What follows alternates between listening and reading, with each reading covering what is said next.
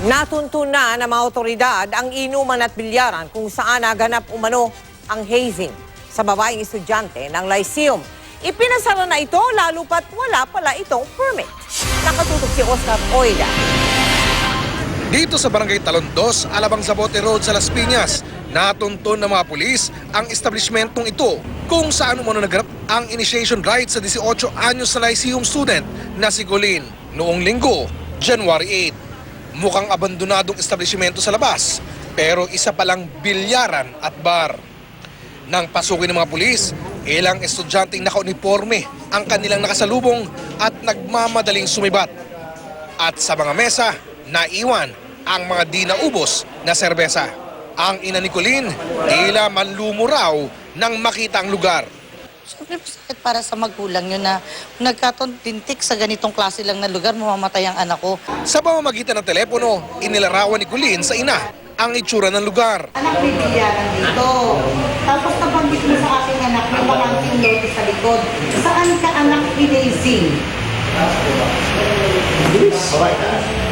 Dito mismo sa loob ng bilyaran ka hinazing?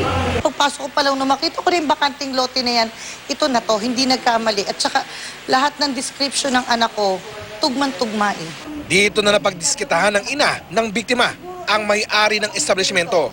Bata ka pa, magkakaanak ka. Paano kung yung ganyan gagawin ng anak mo? Siguro, tapos ako may ganito, aking establishment, matutuwa ka ba sa akin?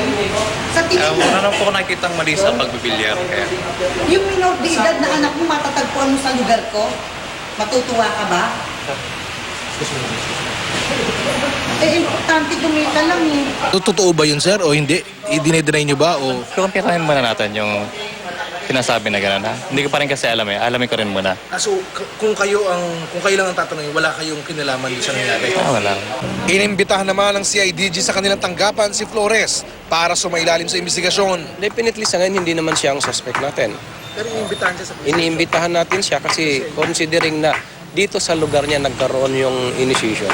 Agad namang isinara ng mga taga City Hall ang establishmento matapos mapag-alamang 2 taon na itong walang permit to operate. Hawak na ngayon ng CIDG ang listahan ng mga pangalan ng ilang responsable umano sa naganap na hazing na itinuro raw mismo ng biktima sa pamamagitan ng Facebook. Oscar Oida, Nakatutok, 24 Oras.